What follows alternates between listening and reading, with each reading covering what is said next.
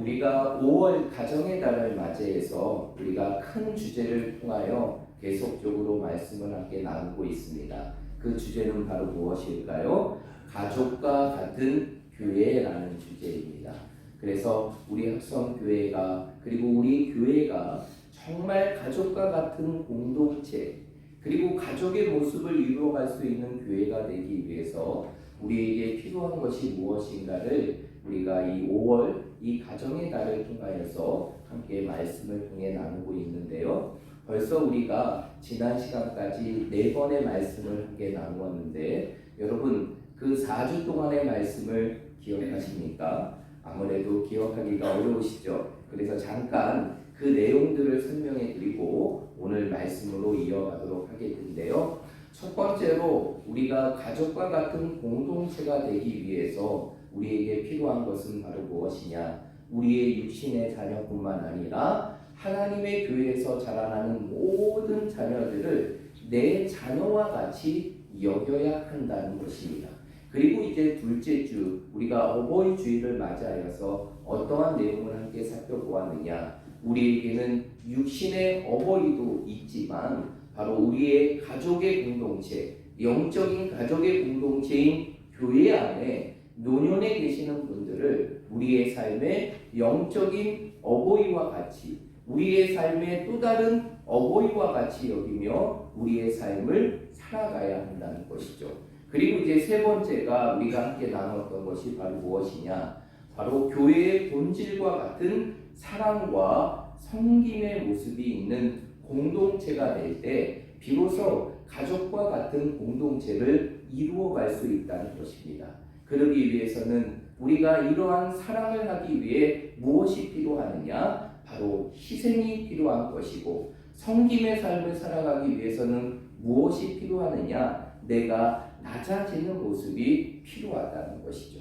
그리고 이제 마지막 우리가 지난 시간에 나누었던 말씀이 바로 무엇입니까? 우리가 가족과 같은 공동체, 가족과 같은 교회가 되기 위해서는 바로 초대교회의 모습과 같이 우리의 삶 속에 무엇이 있어야 되느냐? 나눔이 있어야 한다는 것입니다. 이 나눔은 크게 두 가지가 있죠. 그 두 가지 중에 첫 번째가 바로 무엇입니까? 우리에게 주어지는 그 복음의 감격과 기쁨과 은혜를 나눌 수 있는 공동체가 되어야 되고 또 한 가지 나눔의 모습은 바로 무엇이냐? 우리의 삶과 같은 기도의 삶을 나눌 때 우리는 비로소 가족과 같은 공동체를 이루어갈 수 있는 것입니다.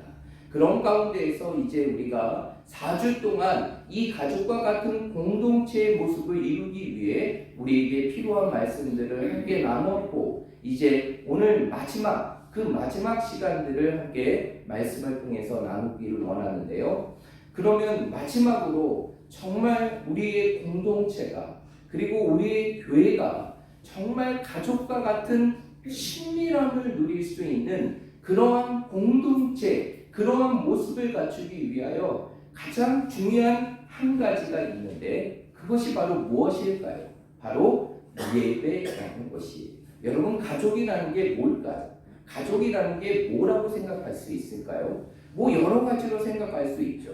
그러나 가족은 무엇이냐면 함께 먹고 함께 자고 함께 모든 것을 할 수 있는 것이 바로 무엇입니까? 가족이라는 것이죠. 그런 가운데에서 우리가 영적인 가족의 공동체로 이루기 위해서 우리의 삶 속에서 매주마다 함께하는 이 예배 자리, 아니 매주가 아니라 매주마다 우리의 삶 속에 이루어지는 이 예배의 삶을 함께할 때 우리의 삶 속에 가족의 모습은 이루어갈 수 있다는 것입니다. 그렇다고 하면 이러한 예배의 모습이 우리의 삶 속에 어떠한 예배의 모습이 되어야 되느냐? 오늘 우리가 함께 나누었던 이 말씀의 제목과 같은 바로 예배가 살아있는 공동체의 모습이 되어야 한다는 것입니다.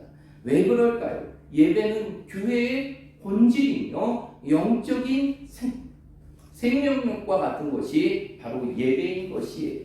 그렇기 때문에 이러한 예배가 살 때 우리의 삶 속에 무엇이 이루어지게 되느냐? 가족과 같은 친밀함의 모습이 우리의 삶 속에 살아나게 되는 것이죠.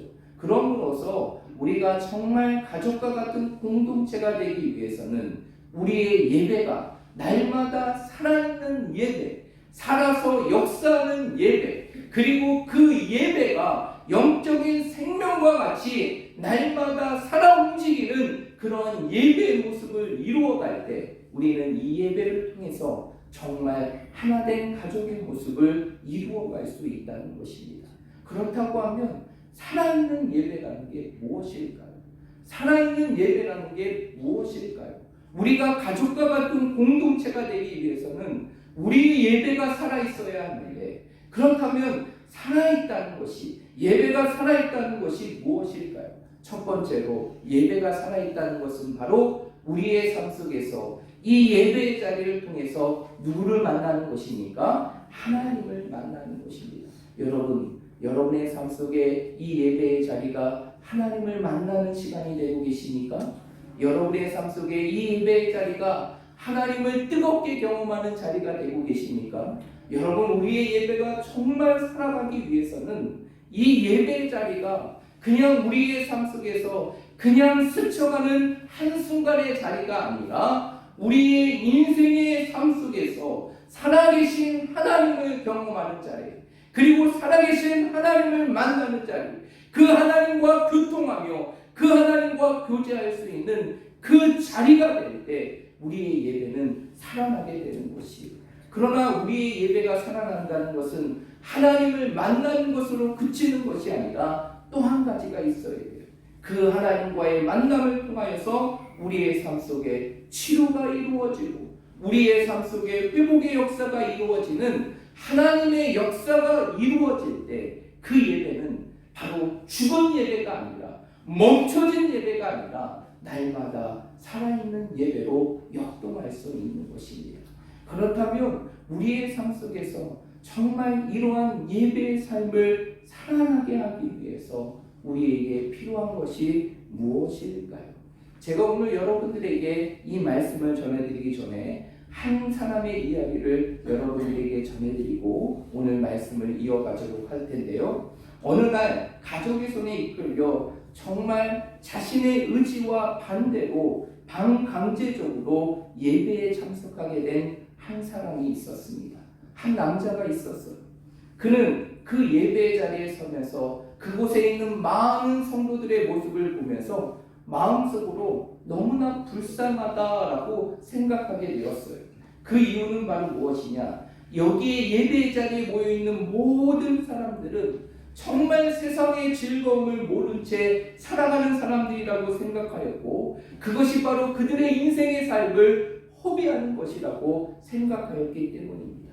그리고 그러한 가운데 예배의 시작의 종이 울리게 됩니다.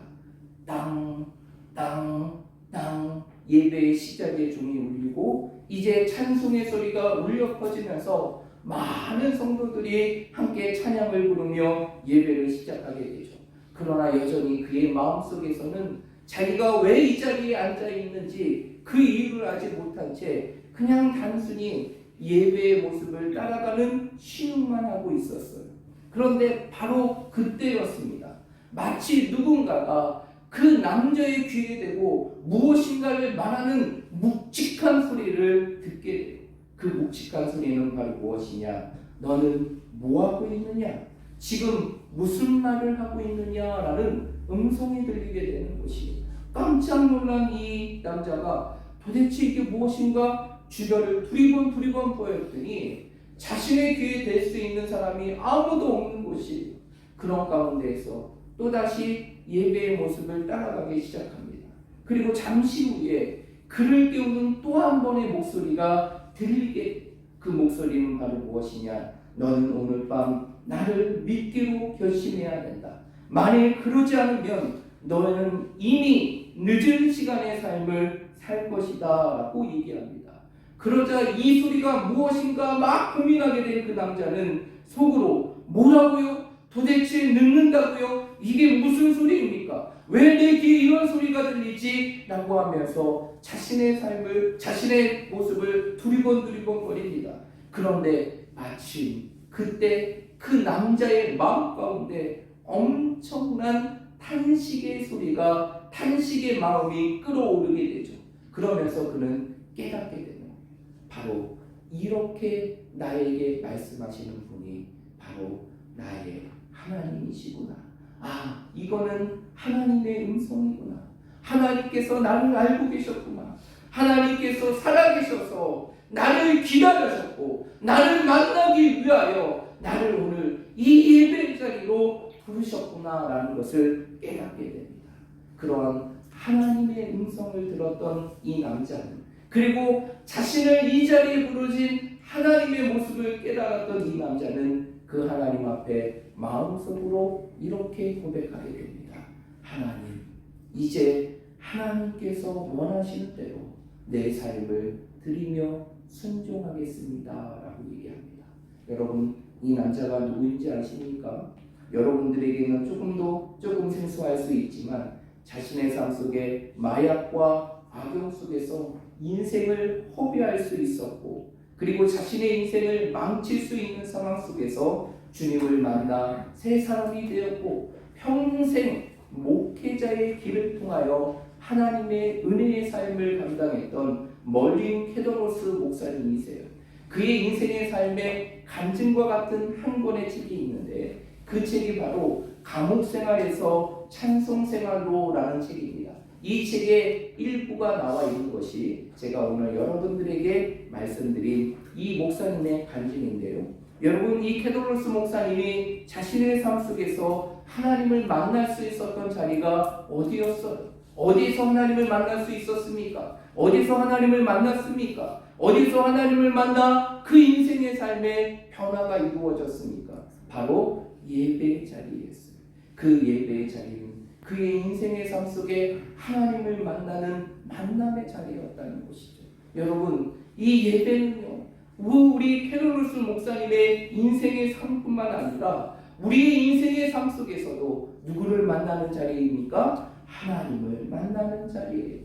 하나님을 경험하는 자리이고, 그 하나님이 주시는 치료와 회복과 하나님의 풍성한 은혜를 경험하는 자리가 바로 이 예배의 자리임을 믿으시길 바랍니다. 그러므로 우리의 삶 속에서 이 예배의 자리가 그냥 우리의 인생의 삶 속에 흘러가는 자리가 아니라 이 예배의 자리가 우리의 삶 속에서 날마다 살아있는 자리, 날마다 살아있는 예배의 모습이 우리의 삶 속에 이루어져야 되는 것이, 그렇다고 하면 우리의 삶 속에 이러한 살아있는 예배의 삶을 우리의 삶 속에 드리고 날마다 우리의 예배가 살아있는 하나님을 경험하는 그러한 예배의 자리가 되기 위해서 우리의 삶 속에 어떠한 마음으로 이 예배의 자리를 드리고 함께해야 될까요? 오늘 우리가 읽었던 이 에스겔 37장의 말씀을 통해서 우리는 두 가지의 중요한 메시지를 찾을 수 있는데, 첫 번째, 우리의 예배가 정말 살아있는 예배가 되고 이 예배를 통해서 우리의 공동체가 가족과 같은 공동체가 되기 위해서는 바로 우리의 예배 가운데 무엇을 믿고 확신해야 되느냐, 바로 하나님이 나를 회복시키시는 분이시며 이 예배의 자리가 하나님의 회복을 경험할 수 있는 자리임을 믿어야 한다는 것입니다. 여러분, 여러분의 삶 속에 이 믿음의 고백이 있습니까? 여러분, 여러분의 삶 속에 이 믿음의 고백으로 이 자리에 앉아 계십니까? 하나님과 만나는 이 자리는 다른 자리가 아니라 바로 내가 회복할 수 있는 자리고 하나님의 회복하심을 경험하는 그러한 자리임을 여러분의 삶 속에 믿으십니까? 믿으십니까? 그렇다면 이 예배의 자리를 통하여 우리는 그 믿음을 통하여 우리를 회복시켜 주시는 하나님을 경험할 수 있는 것이고, 그것이 우리의 삶 속에 살아있는 예배, 그리고 가족과 같은 공동체로 세워질 수 있는 것입니다. 여러분, 오늘 우리가 에스겔 몇 장의 말씀을 읽었습니까? 37장의 말씀을 읽었죠. 여러분, 이 에스겔 37장의 말씀은 어떠한 말씀입니까? 하나님께서 그 에스겔에게 보여주셨던 하나의 현상에 대한 내용을 보여주는 것이 오늘 우리가 읽었던 이 본문의 말씀인데, 그 환상의 내용은 무엇입니까? 환상의 내용은 무엇이에요? 무엇이 살아나는 것입니까? 마른 뼈들이 살아나는 것이에요. 마른 뼈가 살아나는 환상이 바로 오늘 우리가 읽었던 이 에스겔 37장의 말씀인데요. 여러분, 에스겔 33장부터 이 39장까지의 말씀은 어떠한 내용을 의미하는 것이냐? 하나님께서 멸망을 당하고 정말 처참과 고통 속에 있는 이스라엘 백성들을 향한 하나님의 회복에 대한 메시지를 담고 있는 것이 33장부터 39장까지의 말씀이에요. 그 가운데에서 하나님께서는 그러한 이스라엘 백성들의 완전한 회복의 모습을 그들에게 깨닫게 하기 위하여 에스겔에게 보여주셨던 환상이 바로 무엇이냐? 오늘 말씀 속에 나와 있는 무엇이 살아나는 마른 뼈들이 살아나는 환상이라는 것이에요. 여러분, 이러한 환상이 주어지는 상황, 이 상황이 시대적으로 이스라엘 백성들에게 어떠한 상황이냐? 여러분, 이 상황은요, 이제 남유다 백성들이 결국 바벨론에 의해서 완전히 멸망하게 됩니다. 우리가 잘 알고 있듯이 솔로몬 이후에 이스라엘이라는 나라는 두 개의 나라로 쪼개지게 되죠. 그리고 북쪽에 있는 이스라엘과 남쪽에 있는 유다로 나누어지게 됩니다. 그런 가운데에서 두 개의 나라가 통치를 이루어지게 되고 북쪽의 나라가 먼저 멸망을 하고 약 150년 후에 남쪽에 있는 남유다마저도 바벨론에 의해서 멸망을 당하게 됩니다. 그러나 이스라엘의 멸망은 여기서 끝나는 것이 아니에요. 그 멸망과 함께 이스라엘 백성들은 70년 동안에 무엇의 생활에 들어가게 됩니까? 포로의 생활에 들어가게 되죠. 바벨론에 의해서 멸망당한 이스라엘 백성들은 거의 모든 사람들이 어디에 끌려가게 되느냐? 바벨론의 포로로 끌려가게 돼요. 여러분, 그 바벨론의 포로의 삶이 행복했을까요? 그리고 안락했을까요? 아니겠죠. 그 바벨론의 포로의 삶은 끊임없는 노역과 고통의 시간이었고 그들의 인생의 삶 속에 너무나 치욕스럽고 처참하고 절망한 인생의 삶이었어요. 이러한 상황 속에서 하나님께서 이스라엘 백성들을 향한 회복의 메시지를 전하기 위하여 에스겔에게 보여주셨던 환상이 바로 무엇이냐? 오늘 우리가 읽었던 이 37장의 마른 뼈가 살아나는 환상이라는 것이죠. 하나님께서는 이런 마른 뼈와 같은 이스라엘 백성들의 모습을 상징적으로 보여주시면서 그 마른 뼈들이 하나님의 말씀을 통해서 살아나고 회복되고 일어났던 것처럼 비록 현재 이스라엘 백성들의 삶이 너무나 처참하고 참혹하고 그리고 고통의 삶에 있는 그 노역의 시간이고 그리고 포로의 삶이지만 하나님께서는 반드시 그들을 회복시키실 것을 다시 이루실 것을 보여주는 것이 바로 이 환상의 모습이었다는 것이 여러분 이러한 환상의 모습을 통해서 하나님께서는 70년 후에 놀랍게 그 포로의 생활 속에 있는 이스라엘 백성들을 회복시켜 주시고 자신의 고향의 땅 그 예루살렘으로 돌아가게 하는 하나님의 놀라운 성취를 이루게 하신다는 것이 여러분 오늘 이 말씀을 통해서 우리가 기억해야 될 것이 있어요. 하나님은 어떠한 하나님이십니까? 우리의 모든 것을 회복시켜 주시고 우리의 모든 인생을 다시 일으킬 수 있는 우리 하나님이심을 믿으시길 바랍니다. 진토와 같고 거름과 같은 우리의 인생의 삶, 세상에 누구도 우리를 일으킬 수 없고 우리를 건져줄 수 없는 그 인생의 순간 속에서 우리를 다시 건져주시고 다시 일으켜주시고 다시 회복시켜줄 수 있는 분이 바로 누구시라고요? 우리 하나님이시라는 거예요. 그러한 하나님의 은혜를 경험하는 시간, 그 시간이 바로 어떠한 시간일까요? 바로 이 예배의 자리임을 믿으시길 바랍니다. 이 예배의 자리는요 하나님께서 우리에게 의무적으로 감당하기 위해서 주시는 시간이 아니라 우리의 삶 속에서 상처받고 우리의 인생의 삶 속에 멍들어 있고 우리의 인생의 삶 속에 힘들고 고통인 우리의 삶을 다시 회복시키기 위해서 그리고 그 절망의 자리에서 우리를 다시 일으키기 위해서 하나님께서 은혜로 허락한 시간이 바로 이 예배의 자리예요. 이러한 예배의 자리가 우리의 삶 속에 이러한 회복의 자리가 되기 위해서는 우리의 삶 속에 어떠한 믿음의 모습이 있어야 될까요? 이 자리에 설 때마다, 이 자리에 앉아있을 때마다 하나님께서 나를 뭐 하실 것이라는 믿음, 회복시키실 것이라는 믿음이 있어야 한다는 것입니다. 여러분, 이러한 믿음으로 이 자리에 오르셨습니까? 이러한 믿음으로 이 자리에서 예배를 드리고 계십니까? 이러한 믿음의 역사를 경험하신 하나님을 기대하며 이 자리에 앉아 계십니까? 여러분, 여러분의 삶 속에 이러한 믿음이 있다고 하면 하나님께서는 이 예배의 자리가 우리의 인생의 삶 속에 하나님의 회복을 경험하는 살아있는 예배의 자리로 인도해 주실 것입니다. 여러분, 왜 우리의 삶 속에 이 예배의 자리가 힘들까요? 왜 우리의 삶 속에 이 예배의 자리가 지루한 시간이 될까요? 왜 우리의 삶 속에 이 예배의 자리가 우리 육신의 피곤함을 누리는 그러한 자리일까요? 그 이유는 바로 무엇이냐? 우리의 삶 속에 이 예배의 자리가 우리의 삶 속에서 하나님이 주시는 회복을 기대할 수 없는 자리가 되어 있기 때문에 어느 순간부터 내 삶 속에 이 예배의 자리가 내 삶 속에 하나님의 회복을 기대하는 자리가 아니라 내 삶 속에 의무적인 자리가 돼요. 왠지 가지 않으면 내 마음이 무거운 것 같고, 왠지 예배를 드리지 않으면 하나님께 벌을 받을 것 같고, 그러한 예배의 삶이 내 삶의 의무적인 삶의 모습으로 변질돼 버리니까 이 예배의 자리가 하나도 기쁘지가 않은 것이.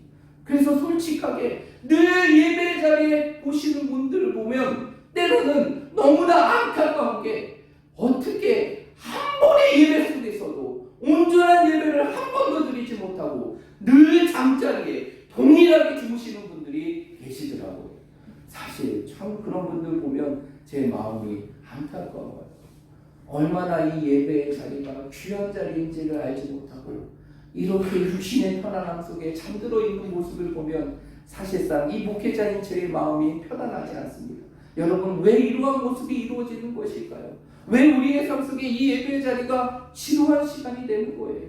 왜 이러한 예배의 자리가 왜 우리의 삶 속에 아무런 감격도 없는 자리고, 왜 우리의 삶 속에 이 예배의 자리가 단순히 우리의 삶 속에 의무감으로 지켜야 되는 그러한 자리로 변질되었을까요? 그것은 딱 한 가지, 우리의 삶 속에 이 예배의 자리가 하나님을 만나는 자리인 것을 잊어버리고 그 하나님의 만남을 통해서 하나님이 주시는 회복의 기대를 내 삶 속에 잃어버렸기 때문에 여러분, 정말 여러분의 삶 속에 이 예배의 자리에 오를 때 하나님을 만나고자 하는 기대, 그리고 하나님께서 다시 한번 내 삶을 치료하고 내 삶을 회복시키실 것이라는 기대를 갖고 계십니까? 분명한 이러한 기대를 가지고 이 자리에 오르는 자들은 하나님께서는 반드시 그의 믿음대로 이 예배의 자리가 하나님을 만나는 감격의 시간이 되게 하실 것이고, 그 예배의 자리가 우리의 모든 것을 세상 속에서 찢기고 상처받고 인생의 무거운 짐에 눌렸던 우리의 인생의 삶을 다시 한번 회복시키시는 하나님의 놀라운 회복의 역사로 이루어지게 될 것입니다. 그러므로 우리 사랑하는 모든 성도들이 이 약속의 말씀을 기억하고 이 예배의 자리에 올 때마다 정말 하나님이 주시는 또 다른 회복의 역사를 기대하는 마음으로 날마다 이 예배의 자리를 사모하고, 그래서 우리의 삶 속에 예배가 죽어있는 예배, 멈춰져 있는 예배, 형식적인 예배가 아니라 정말 하나님의 살아계심을 경험하는 살아있는 예배의 삶을 살아갈 수 있는 우리 모든 성도들이 되시기를 말씀으로 축복드립니다. 두 번째로 우리의 삶 속에 이 예배의 자리가 살아있는 예배의 자리가 되기 위해서는 이 예배의 자리가 누구의 말씀을 듣는 시간이 되어야 됩니까? 하나님의 말씀을 듣는 시간이 되어야 돼요. 여러분, 이 예배의 자리는요, 정말 이 자리에 서 있고 여러분들에게 말씀을 전하는 저 한 사람의 이야기를 듣는 시간이 아니라 하나님의 종으로 저를 세우시고 여러분들에게 하나님의 말씀을 배워나게 하시는 바로 하나님의 말씀을 듣는 시간임을 믿으시길 바랍니다. 여러분, 우리의 삶 속에 예배가 하기 위해서는 이 예배 드리는 이 예배 시간들이 그리고 예배를 드리는 이 모든 말씀의 시간들이 누구의 말씀을 듣는? 하나님의 말씀을 듣는 시간이 되어야 되는 것이에요. 여러분 오늘 본문의 말씀을 보면요, 이것을 확인할 수 있는 분명한 메시지가 담겨져 있습니다. 오늘 우리가 읽었던 우리가 보았던 본문의 말씀 3절의 말씀을 보십시오. 하나님께서 1절과 2절의 말씀에 보면 에스겔을 골짜기로 데려가죠. 그 골짜기에는 1절의 말씀에 무엇이 가득하게 됩니까? 뼈가 가득하게 돼요. 근데 2절의 말씀에 보면 그 뼈는 어떻다고 성경은 기록하고 있습니까? 아주 말랐고 힘이 많았다라고 얘기합니다. 그런 가운데서 하나님께서 그 에스겔 선지자에게 뭐라고 얘기합니까? 3절에 이렇게 말씀하십니다. 우리 3절의 말씀 한번 읽어보겠습니다. 3절입니다. 시작! 누가 내게 이르시되 인자야 이 뼈들이 능히 살 수 있겠느냐 하시고 내가 대답하되 주 여호와여 주께서 아시나이다. 네, 오늘 3절의 말씀에 보니까 하나님께서 그 에스겔 선지자에게 뭐라고 얘기합니까? 인자야 이 뼈들이 능히 살 수 있겠느냐? 라고 물으셔요. 그 뼈들로 가득하여져 있고 심히 메말라 있던 뼈들의 삶과 같은 그 골짜기의 현실의 삶 속에서 그 에스겔 선지자에 통하여 하나님께서 말씀하시는 것은 이 뼈들이 뭐 할 수 있겠느냐? 살아날 수 있겠느냐라고 물으신 것이죠. 그랬을 때 그 에스겔 선지자가 뭐라고 얘기합니까? 3절 하반절의 말씀에 보면 주 여호와께요. 주 여호와여 주께서 뭐 하시나이다? 아시나이다 라고 얘기해요. 여러분 이러한 에스겔의 대답은 무엇을 의미하는 것일까요? 무엇을 의미하는 것일까요? 이 에스겔의 대답은 무엇을 의미하는 것이냐면 하나님은 이 뼈들까지도 살리시는 전능하신 분이시며 나는 그러한 하나님이심을 내가 믿습니다 라는 그 에스겔의 고백을 담고 있는 것이, 그러기에 에스겔이 그 4절에서 뭐라고 얘기합니까? 그 뼈들을 향해 뭐라고 얘기해요? 하나님의 말씀을 대언하며 이렇게 얘기합니다. 너희 많은 뼈들아 여호와의 말씀을 들을지어다. 5절의 말씀에 보면 이렇게 말하죠. 내가 생기를 너희에게 들어가게 하리니 너희가 뭐하라리라? 살아나리라 라고 얘기하죠. 이렇게 하나님의 말씀을 믿고 하나님의 말씀을 대언했더니 어떤 결과가 나타나게 됩니까?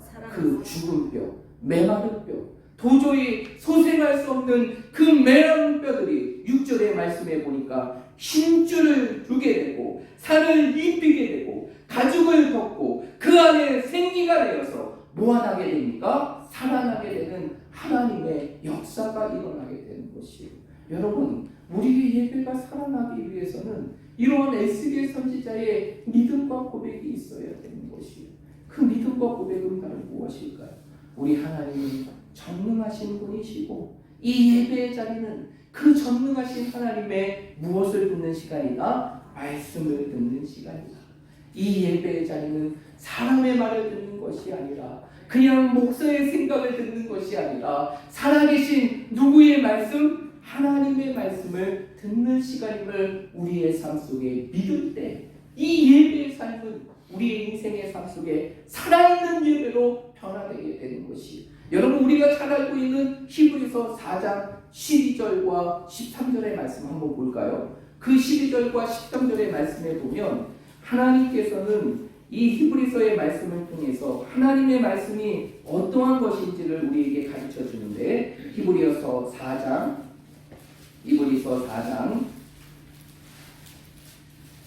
12절과 13절 말씀입니다. 히브리서 4장 12절과 13절 신약 356페이지에 있습니다. 우리 다 함께 한 목소리로 읽겠습니다. 시작. 하나님의 말씀은 살아있고 능력이 있어 좌우에서